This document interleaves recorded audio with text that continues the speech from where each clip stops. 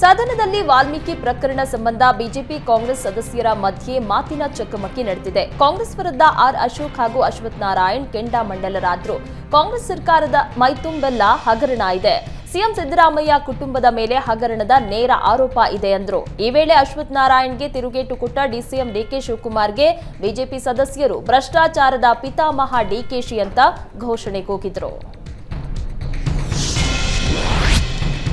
Kick back ಆಯಿತು. ಈಗ DKShi HDK ಗೋಡಂಬಿ ಗಲಾಟೆ ಜೋರಾಗಿದೆ. ಸಿಎಂ ಸಿದ್ದರಾಮಯ್ಯ ನೇತೃತ್ವದಲ್ಲಿ ನಡೆದ ಸರ್ವಪಕ್ಷ ಸಭೆಗೆ ಎಚ್ಡಿಕೆ ಗೈರಾಗಿದ್ ಯಾಕೆ ಎಂಬ ಪ್ರಶ್ನೆಗೆ ನಾನು ಗೋಡಂಬಿ ತಿನ್ನೋಕ್ ಹೋಗ್ಬೇಕಿತ್ತಾ ಎಂತ ಪ್ರಶ್ನಿಸಿದ್ರು.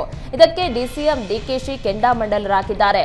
ಎಚ್ಡಿಕೆ ಯಾವತ್ತೂ ಫಿಲ್ಮ್ ಸ್ಟೈಲ್ ನಲ್ಲಿ ಮಾತನಾಡ್ತಾರೆ. ನಾವೇನ್ ಗೋಡಂಬಿ ಬಾದಾಮಿ ತಿನ್ನಲು ಸಭೆ ಕರೆದಿದ್ವಾ? ಹಾಗಿದ್ರೆ ಯಾಕೆ ಜೆಡಿಎಸ್ ನಾಯಕರನ್ನ ಕಳಿಸಿದ್ರು?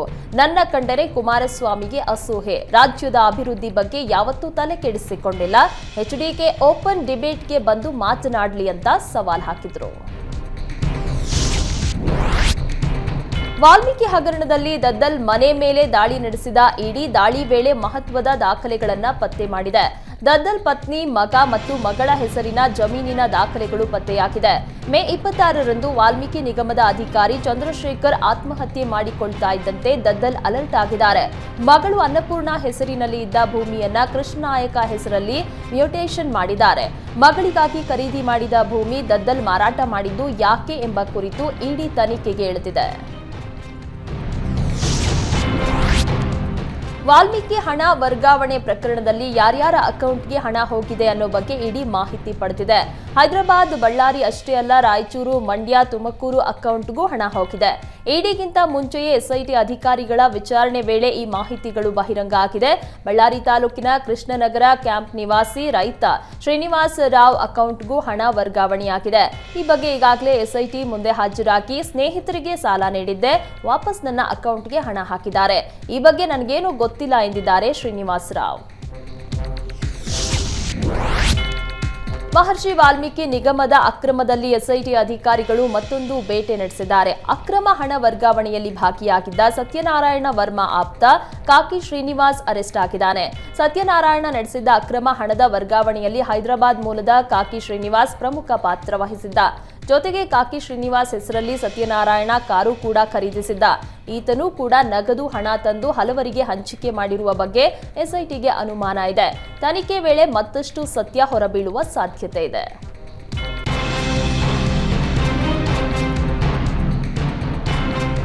ಮಹರ್ಷಿ ವಾಲ್ಮೀಕಿ ನಿಗಮದ ಅವ್ಯವಹಾರ ಕೇಸ್ನಲ್ಲಿ ಇಡಿ ಅಧಿಕಾರಿಗಳ ಗ್ರಿಲ್ಗೆ ನಾಗೇಂದ್ರ ವಿಲವಿಲ ಒದ್ದಾಡ್ತಾ ಇದ್ದಾರೆ. ಇಡಿ ತನಿಖೆ ಬಿಸಿ ತಾಳಲಾರದೆ 3 ವಿಚಾರಕ್ಕೆ ಕೋರ್ಟ್ ನಿರ್ದೇಶನ ನೀಡುವಂತೆ ಕೋರಿ ನಾಗೇಂದ್ರ ಪರ ವಕೀಲರು ಅರ್ಜಿ ಸಲ್ಲಿಸಿದ್ದಾರೆ. ವಕೀಲರ ಜೊತೆ ನಾಗೇಂದ್ರ ಪ್ರೈವಸಿಯಲ್ಲಿ ಮಾತನಾಡಲು ಅವಕಾಶ ನೀಡಬೇಕು, ಸರಿಯಾದ ರೀತಿಯಲ್ಲಿ ವೈದ್ಯಕೀಯ ಚಿಕಿತ್ಸೆ ಕೊಡಿಸಬೇಕು ಹಾಗೂ ತಮಗೆ ಬೇಕಾದಂತೆ ಹೇಳಿಕೆ ನೀಡುವಂತೆ ಇಡಿ ಅಧಿಕಾರಿಗಳು ಒತ್ತಡ ಹಾಕಬಾರದು ಎಂದು ನಾಗೇಂದ್ರ ಪರ ವಕೀಲ ಶ್ಯಾಮ್ ಸುಂದರ್ ವಾದ ಮಂಡಿಸಿದ್ದಾರೆ. ಆಕ್ಷೇಪಣೆ ಸಲ್ಲಿಸಲು ಇಡಿ ಪರ ವಕೀಲರಿಗೆ ಕೋರ್ಟ್ ಸೂಚನೆ ನೀಡಿದೆ. ಕಿಕ್ ಬ್ಯಾಕ್ ಆಯಿತು. ಈಗ ಡಿಕೆಶಿ ಎಚ್ಡಿಕೆ ಗೋಡಂಬಿ ಗಲಾಟೆ ದಿನೇ ದಿನೇ ತಾರಕಕ್ಕೇರ್ತಾ ಇದೆ. ಈ ಕುರಿತು ರಾಮನಗರದಲ್ಲಿ ಮಾಧ್ಯಮಗಳಿಗೆ ಪ್ರತಿಕ್ರಿಯಿಸಿದ ನಿಖಿಲ್ ಕುಮಾರಸ್ವಾಮಿ ಡಿಸಿಎಂ ಡಿಕೆಶಿ ವಿರುದ್ಧ ವ್ಯಂಗ್ಯವಾಡಿದ್ದಾರೆ. ಲೋಕಸಭೆ ಚುನಾವಣೆ ಸೋಲಿನಿಂದ ಡಿಕೆಶಿ ಹತಾಶರಾಗಿದ್ದಾರೆ. ಡಿಕೆಶಿಗೆ ಒಂದೇ ಒಂದು ಸೋಲು ಅರಗಿಸಿಕೊಳ್ಳಲು ಆಗ್ತಿಲ್ಲ. ನಾನು ಡಿಕೆಶಿಗೆ ಒಂದು ನೇರವಾದ ಪ್ರಶ್ನೆ ಕೇಳ್ತೀನಿ. ಕೇವಲ ಒಂದು ಸೋಲಿಗೆ ಇಷ್ಟೊಂದು ಹತಾಶರಾದ್ರೆ ಹೇಗೆ? ನನ್ನ 2 ಬಾರಿ ಜೊತೆಯಲ್ಲೇ ಇದ್ದು ಸೋಲಿಸಿದ್ರೆ. ಕಾಂಗ್ರೆಸ್ನವರು ಜೊತೆಯಲ್ಲೇ ಇದ್ದು ಕುತ್ತಿಗೆ ಕುಯ್ದಿದ್ದಾರೆ. 2019ರಲ್ಲಿ ನಿಮ್ಮ ತಮ್ಮ ಯಾರಿಂದ ಗೆದ್ರು ಎಂದು ನೆನಪಿಸಿಕೊಳ್ಳಿ ಎಂದು ಡಿಕೆಶಿ ವಿರುದ್ಧ ನಿಖಿಲ್ ಕುಮಾರಸ್ವಾಮಿ ವಾಗ್ದಾಳಿ ನಡೆಸಿದರು. ವಿವಿಧ ಬೇಡಿಕೆಗಳ ಈಡೇರಿಕೆಗೆ ಒತ್ತಾಯಿಸಿ ಮೈಸೂರಿನಲ್ಲಿ ಕರ್ನಾಟಕ ರಾಜ್ಯ ಕಬ್ಬು ಬೆಳೆಗಾರರ ಸಂಘ ಹಾಗೂ ರೈತ ಸಂಘಗಳ ಒಕ್ಕೂಟದ ವತಿಯಿಂದ ಪ್ರತಿಭಟನೆ ನಡೆಸಿದ್ರು. ಕಬ್ಬು, ಭತ್ತ ಸೇರಿದಂತೆ ವಿವಿಧ ಬೆಳೆಗಳಿಗೆ ಬೆಂಬಲ ಬೆಲೆ ಘೋಷಣೆ, ರೈತರ ಪಂಪ್ಸೆಟ್ಗಳಲ್ಲಿ ಸೂಕ್ತ ವಿದ್ಯುತ್ ಪೂರೈಕೆ, ಅಕ್ರಮ ಸಕ್ರಮ ಜಾರಿ ಸೇರಿದಂತೆ ಹಲವು ಬೇಡಿಕೆಗಳ ಈಡೇರಿಕೆಗೆ ಒತ್ತಾಯಿಸಿದ್ದಾರೆ. ಮೈಸೂರಿನ ಹಳೆ ಡೈರಿ ವೃತ್ತದಿಂದ ಪಾದಯಾತ್ರೆ ಮೂಲಕ ಜಿಲ್ಲಾಧಿಕಾರಿ ಕಚೇರಿಗೆ ಮೆರವಣಿಗೆ ಮಾಡಿ ರಾಜ್ಯ ಸರ್ಕಾರದ ವಿರುದ್ಧ ಘೋಷಣೆ ಕೂಗಿ ಆಕ್ರೋಶ ವ್ಯಕ್ತಪಡಿಸಿದ್ರು. ನಾವು ಇಂದಿನಿಂದ ಅಹೋರಾತ್ರಿ ಧರಣಿ ಕೋರುತ್ತೇವೆ, ಕೂಡಲೇ ನಮ್ಮ ಬೇಡಿಕೆ ಈಡೇರಿಕೆಗೆ ಸರ್ಕಾರ ಮುಂದಾಗಬೇಕು ಅಂತ ಪ್ರತಿಭಟನಾಕಾರರು ಒತ್ತಾಯಿಸಿದ್ರು. ಬೆಳ್ಳಂದೂರಿನಲ್ಲಿ ಎಟಿಎಂ ರಾಬರಿ ಕೇಸ್ಗೆ ಮೇಜರ್ ಟ್ವಿಸ್ಟ್ ಸಿಕ್ಕಿದೆ. 16.5 ಲಕ್ಷ ಹಣ ಕಳ್ಳತನ ಆಗಿದೆ ಅಂತ ಆಕ್ಸಿಸ್ ಬ್ಯಾಂಕ್ ಸಿಬ್ಬಂದಿ ದೂರನ್ನ ನೀಡಿದ್ರು. ಈ ವೇಳೆ ಪರಿಶೀಲನೆಗಿಳಿದ ಪೊಲೀಸರ ಎದುರು ಎಟಿಎಂಗೆ ಹಣ ಹಾಕ್ತಾ ಇದ್ದ ಏಜೆನ್ಸಿಯವರ ಕಳ್ಳಾಟ ಬಯಲಾಗಿದೆ. ಜುಲೈ 6ರಂದು ಬೆಳ್ಳಂದೂರು ಆಕ್ಸಿಸ್ ಬ್ಯಾಂಕ್ ಎಟಿಎಂಗೆ ಬೆಡ್ಶೀಟ್ ಹಾಕೊಂಡು ಬಂದ ಕಳ್ಳತನಕ್ಕೆ ಯತ್ನಿಸಿದ್ದ. ಆದರೆ ಹಣ ಇಲ್ಲ ಅಂತ ಬರಿಗೈಲಿ ವಾಪಸ್ ಹೋಗಿದ್ದ. ಆದರೆ ಮರುದಿನ ಬ್ಯಾಂಕ್ ಸಿಬ್ಬಂದಿ 16.5 ಲಕ್ಷ ಕಳ್ಳತನ ಆಗಿದೆ ಅಂತ ದೂರು ನೀಡಿದ್ರು. ಈ ವೇಳೆ ಸಿಸಿ ಕ್ಯಾಮೆರಾ ಪರಿಶೀಲನೆಗೆ ಮುಂದಾಗಿದ್ದ ಪೊಲೀಸರಿಗೆ ಹಿಂದಿನ ದಿನದ ವಿಡಿಯೋ ಅಸಲಿ ಕಳ್ಳರ ಕ್ಲೂ ಕೊಟ್ಟಿದೆ. ಹಿಂದಿನ ದಿನ ಹಣ ಹಾಕಲು ಬಂದಿದ್ದ ಎಜಿಎಸ್ ಟ್ರಾನ್ಸಾಕ್ಟ್ ಟೆಕ್ನಾಲಜೀಸ್ ಪ್ರೈವೇಟ್ ಲಿಮಿಟೆಡ್ ಏಜೆನ್ಸಿಯವರು ಹಣ ಹಾಕದೆ ವಾಪಸ್ ತೆರಳಿದ್ರು. ಇದೀಗ 5 ಆರೋಪಿಗಳನ್ನ ಬಂಧಿಸಿದ್ದು 13.5 ಲಕ್ಷ ಹಣವನ್ನ ವಶಪಡಿಸಿಕೊಂಡಿದ್ದಾರೆ. ಬಿಎಂಟಿಸಿ ಸಿಬ್ಬಂದಿ ಶಾಂತಿನಗರದ 3ನೇ ಫ್ಲೋರ್ನ ಕಚೇರಿಯಲ್ಲಿ ಆತ್ಮಹತ್ಯೆ ಮಾಡಿಕೊಂಡಿದ್ದಾನೆ. ಅಥಣಿ ಮೂಲದ 42 ವರ್ಷದ ಮಹೇಶ್ ನಿನ್ನೆ ಬೆಳಗ್ಗೆ ರೆಕಾರ್ಡ್ ರೂಮ್ ಕೀ ಕೇಳಿದ್ದ. ಅಲ್ಲೇ ಓಡಾಡ್ತಾ ಇದ್ದ. ಸಂಜೆ ಯಾರೂ ಇಲ್ಲದ ವೇಳೆ ವೈರ್ ಬಳಸಿ ಆತ್ಮಹತ್ಯೆ ಮಾಡಿಕೊಂಡಿದ್ದಾನೆ. ಕುಡಿತದ ದಾಸನಾಗಿದ್ದ ಮಹೇಶ್ನ ಕುಡಿತವನ್ನ ಬಿಡಿಸಿದ್ರು ಕುಟುಂಬಸ್ಥರು. ಇದೀಗ ಅಧಿಕಾರಿಗಳ ಕಿರುಕುಳಕ್ಕೆ ಆತ್ಮಹತ್ಯೆಗೆ ಶರಣಾದ್ರ ಎಂಬ ಅನುಮಾನ ವ್ಯಕ್ತವಾಗಿದೆ. ಸ್ಥಳಕ್ಕೆ ವಿಲ್ಸನ್ ಗಾರ್ಡನ್ ಪೊಲೀಸರು ಭೇಟಿ ನೀಡಿ ಪರಿಶೀಲನೆ ನಡೆಸಿದ್ದಾರೆ.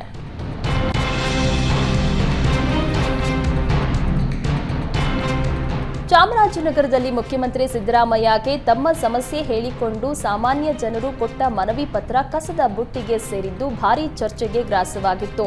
ರೈತ ಸಂಘ ಸಿಎಂ ರೈತರ ಕ್ಷಮೆಯಾಚಿಸುವಂತೆ ಆಗ್ರಹಿಸಿ ನಡೆಸ್ತಾ ಇರುವ ಪ್ರತಿಭಟನೆ ಮುಂದುವರೆದಿದೆ. ಚಾಮರಾಜನಗರ ಜಿಲ್ಲೆಯ ಕೊಳ್ಳೇಗಾಲ ಪಟ್ಟಣದ ಮುಡಿಗುಂಡ ಸೇತುವೆ ಬಳಿ ವಾಹನ ತಡೆದು ಪ್ರತಿಭಟನೆ ನಡೆಸಿದ್ರು. ಈ ವೇಳೆ ಕೆಲ ಕಾಲ ಟ್ರಾಫಿಕ್ ಜಾಮ್ ಕೂಡ ಉಂಟಾಯಿತು.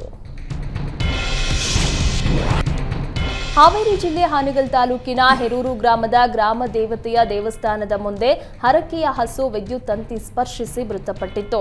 ಮೃತಪಟ್ಟ ತಾಯಿ ಹಸುವಿನ ಬಳಿಯೇ ಕರುಗಳು ಓಡಾಡ್ತಾ ಇತ್ತು.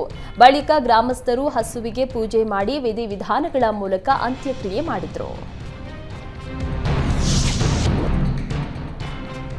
ನಿರೂಪಕಿ ಅಪರ್ಣಾ ನಿಧನ ಬೆನ್ನಲ್ಲೇ ನೂತನ ಮೆಟ್ರೋ ಮಾರ್ಗದಲ್ಲಿ ವಾಯ್ಸ್ಗಾಗಿ ಹುಡುಕಾಟ ನಡೆಸಿದ್ದಾರೆ.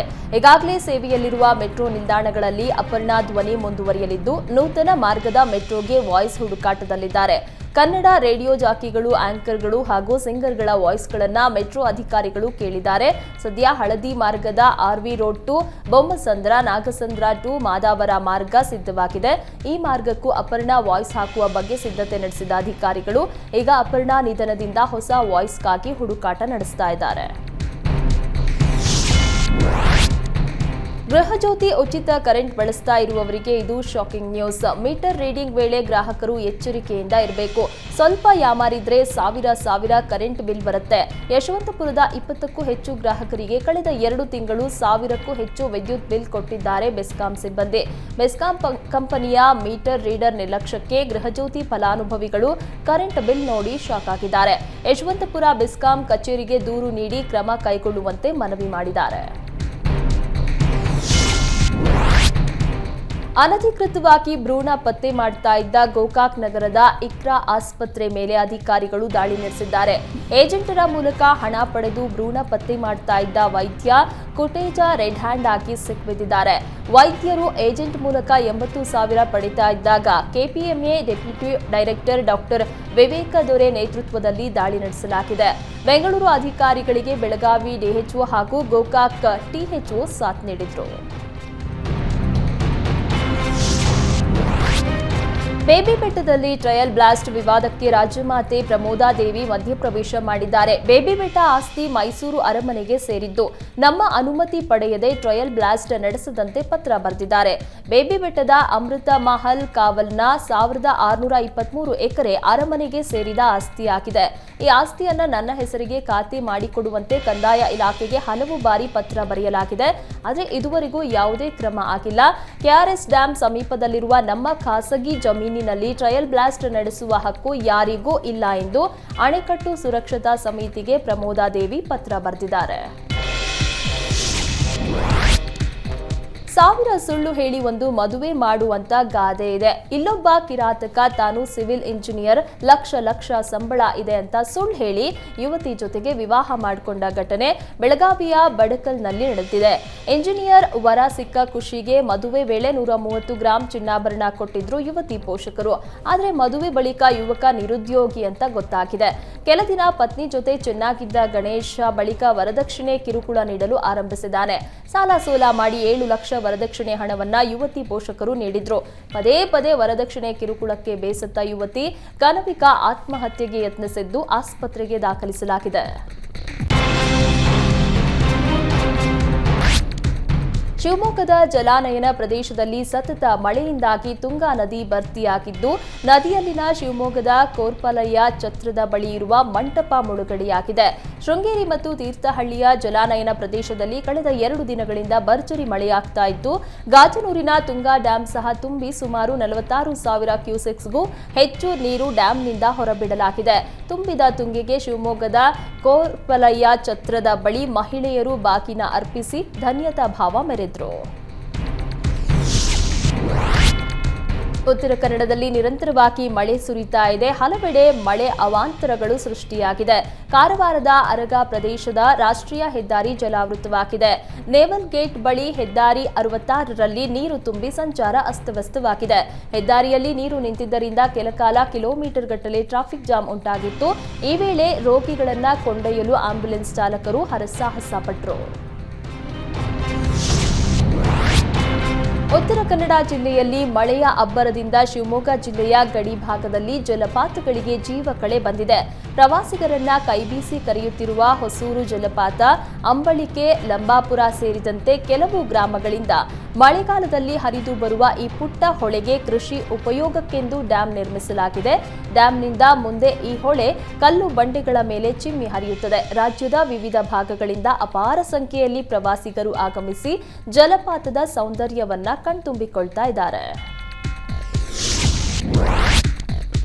ಕಬಿನಿ ಜಲಾಶಯದಿಂದ 25,000 ಕ್ಯೂಸೆಕ್ ನೀರು ಬಿಡುಗಡೆ ಮಾಡಲಾಗಿದೆ. ನಂಜುಂಡೇಶ್ವರ ದೇವಾಲಯದ ಸ್ನಾನಘಟ್ಟ ಮುಳುಗಡೆಯಾಗಿದೆ.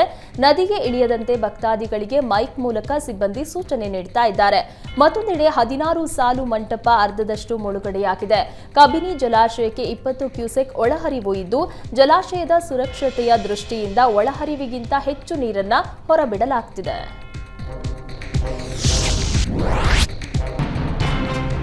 ಮಲೆನಾಡು ಭಾಗದಲ್ಲಿ ಧಾರಾಕಾರ ಮಳೆಗೆ ತುಂಗಾ ನದಿ ಅಪಾಯದ ಮಟ್ಟ ಮೀರಿ ಹರಿಯುತ್ತಿದೆ. ಕೋಗ್ರೆ ಸಮೀಪದ ಹುಲ್ಲಿನಗದ್ದೆ ಸೇತುವೆ ಜಲಾವೃತವಾಗಿದೆ. ಸೇತುವೆ ಜಲಾವೃತ ಆಗಿದ್ದರಿಂದ ಸ್ಥಳೀಯರು ಸಂಚಾರ ನಡೆಸಲು ಪರದಾಟ ನಡೆಸ್ತಾ ಇದ್ದಾರೆ. ಧಾರಾಕಾರ ಮಳೆಗೆ ಹೇಮಾವತಿ ನದಿಗೂ ಭಾರೀ ಪ್ರಮಾಣದ ನೀರು ಹರಿದು ಬರ್ತಾ ಇದೆ. ಉತ್ತರ ಕನ್ನಡ ಜಿಲ್ಲೆಯ ಕರಾವಳಿ ಹಾಗೂ ಮಲೆನಾಡಿನಲ್ಲಿ ಅಬ್ಬರದ ಮಳೆಗೆ ಶಿರಸಿ ಕುಮಟಾ ರಸ್ತೆ ಸಂಚಾರ ಬಂದ್ ಆಗಿದೆ. ಹಳ್ಳದ ನೀರಿನಿಂದ ಕತಗಾಲ್ ಬಳಿ ರಸ್ತೆ ಜಲಾವೃತವಾಗಿದೆ. ಇತ್ತ ಶಿರಸಿ ಭಾಗದ ರಾಗಿ ಹೊಸಳ್ಳಿ ಭಾಗದಲ್ಲಿ ಗುಡ್ಡ ಕುಸಿತದಿಂದ ಶಿರಸಿ ಭಾಗದ ಸಂಚಾರವೂ ಬಂದ್ ಆಗಿದೆ. ಅಘನಾಶಿನಿ ನದಿ ಉಕ್ಕಿ ಹರಿದು ನೆರೆಯಿಂದಾಗಿ ತೀರ ಪ್ರದೇಶಗಳು ಜಲಾವೃತವಾಗಿದೆ. ಜೀವ ರಕ್ಷಣೆಗಾಗಿ ಜನರು ಕಾಳಜಿ ಕೇಂದ್ರಕ್ಕೆ ಶಿಫ್ಟ್ ಆಗಿದ್ದಾರೆ. ಕೈಗಾ ಕಾರವಾರ ರಸ್ತೆಯಲ್ಲಿ ಗುಡ್ಡ ಕುಸಿತವಾಗಿದ್ದು, ರಸ್ತೆ ಪಕ್ಕದಲ್ಲಿನ ಮನೆಗೂ ಹಾನಿಯಾಗಿದೆ. ಕಾಫಿನಾಡಿನಲ್ಲಿ ಮುಂದುವರಿದ ಗಾಳಿ ಮಳೆಗೆ ಅಬ್ಬಿಕಲ್ಲು ಜಲಪಾತ ಅಪಾಯದ ಮಟ್ಟ ತಲುಪಿದೆ. ತುಂಗಾ ನದಿಯ ಉಪನದಿಯ ನೀರಿನಿಂದ ಕ್ಷಣಕ್ಕೂ ಜಲಪಾತದ ನೀರಿನ ಪ್ರಮಾಣದಲ್ಲಿ ಏರಿಕೆ ಆಗ್ತಾ ಇದೆ. ಜಲಪಾತದ ರೌದ್ರಾವತಾರಕ್ಕೆ ಸ್ಥಳೀಯರು ಬೆಚ್ಚಿ ಬಿದ್ದಿದ್ದಾರೆ. ಅಬ್ಬಿಕಲ್ಲು ಜಲಪಾತ ಬಳಿ ಪ್ರವಾಸಿಗರು ಎಚ್ಚರಿಕೆ ವಹಿಸುವಂತೆ ಸೂಚನೆ ನೀಡಲಾಗಿದೆ. ಕರಾವಳಿ ಜಿಲ್ಲೆ ಉಡುಪಿಯಲ್ಲಿ ಮುಂಗಾರು ಆರ್ಭಟಿಸ್ತಾ ಇದೆ. ಕಡಲು ಪ್ರಕ್ಷುಬ್ಧಗೊಂಡಿದೆ. ರೆಡ್ ಅಲರ್ಟ್ ಘೋಷಣೆ ಮಾಡಲಾಗಿದೆ. ಯಾವುದೇ ಕಾರಣಕ್ಕೂ ಸಮುದ್ರದಲ್ಲಿ ಮೀನುಗಾರಿಕೆ ಮಾಡಬಾರದು ಎಂದು ಕಟ್ಟೆಚ್ಚರದ ಸಂದೇಶ ರವಾನಿಸಲಾಗಿದೆ.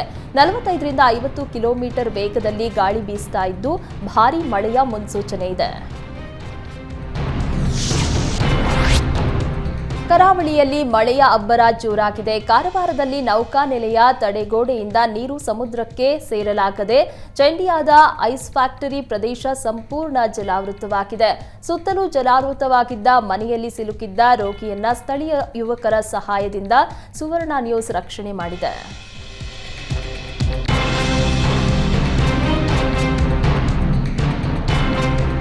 ಕೊಡಗು ಜಿಲ್ಲೆಯಲ್ಲಿ ಮಳೆಯ ಆರ್ಭಟ ಮುಂದುವರೆದಿದೆ. ಭಾಗಮಂಡಲದ ತ್ರಿವೇಣಿ ಸಂಗಮ ಸ್ನಾನಘಟ್ಟ ಮತ್ತೆ ಮುಳುಗಡೆಯಾಗಿದೆ. ನೂತನವಾಗಿ ನಿರ್ಮಿಸಿದ್ದ ಉದ್ಯಾನವನವು ಸಂಪೂರ್ಣ ಮುಳುಗಡೆಯಾಗಿದೆ. ಭಾಗಮಂಡಲ ನಾಪೋಕ್ಲು ರಸ್ತೆಯ ಮೇಲೂ 2 ಅಡಿ ನೀರು ಹರಿತಾ ಇದೆ. ಮೇಲ್ಸೇತುವೆ ಇರೋದ್ರಿಂದ ಸಂಚಾರಕ್ಕೆ ಯಾವುದೇ ಸಮಸ್ಯೆ ಇಲ್ಲ.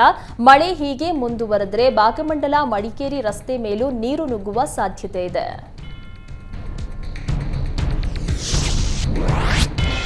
ರಾಯಚೂರು ಜಿಲ್ಲೆಯಲ್ಲೂ ಭಾರೀ ಮಳೆಯಾಗ್ತಾ ಇದೆ. ನಗರದಲ್ಲಿ ಜನಜೀವನ ಅಸ್ತವ್ಯಸ್ತವಾಗಿದೆ. ರಸ್ತೆಗಳ ಮೇಲೆ ನೀರು ತುಂಬಿದ್ದು ವಾಹನ ಸವಾರರು ಪರದಾಡ್ತಾ ಇದ್ದಾರೆ. ದೇವದುರ್ಗ ಬಸ್ ನಿಲ್ದಾಣ ಜಲಾವೃತವಾಗಿದ್ದು ಪ್ರಯಾಣಿಕರು ನೀರಿನಲ್ಲೇ ಓಡಾಡುವಂತಾಗಿದೆ. ಮಳೆಯಿಂದ ಹಲವೆಡೆ ವಿದ್ಯುತ್ ಕೂಡ ವ್ಯತ್ಯಯವಾಗಿದೆ. ಹಾಸನ ಜಿಲ್ಲೆಯ ಸಕಲೇಶಪುರ ತಾಲೂಕಿನ ಕಬ್ಬಿನಗದ್ದೆ ಗ್ರಾಮದಲ್ಲಿ ಮನೆ ಗೋಡೆ ಕುಸಿತ ಆಗಿದೆ. ಅದೃಷ್ಟವಶಾತ್ ಮನೆಯಲ್ಲಿದ್ದ ಮಹಿಳೆ ಪ್ರಾಣಾಪಾಯದಿಂದ ಪಾರಾಗಿದ್ದಾರೆ. ವಿಶೇಷಚೇತನ ಹಾಗೂ ಮಾತು ಬಾರದ ಕಮಲಾ ಎಂಬುವವರಿಗೆ ಸೇರಿದ ಮನೆ ಕುಸಿದಿದೆ. ತಾಯಿಯೊಂದಿಗೆ ವಾಸವಿದ್ದ ಕಮಲಾ ಮನೆ ಕಳೆದುಕೊಂಡು ಕಂಗಾಲಾಗಿದ್ದಾರೆ. ಸ್ಥಳಕ್ಕೆ ಅಧಿಕಾರಿಗಳು ಭೇಟಿ ನೀಡಿ ಸೂಕ್ತ ಪರಿಹಾರ ನೀಡುವಂತೆ ಒತ್ತಾಯಿಸಿದ್ದಾರೆ.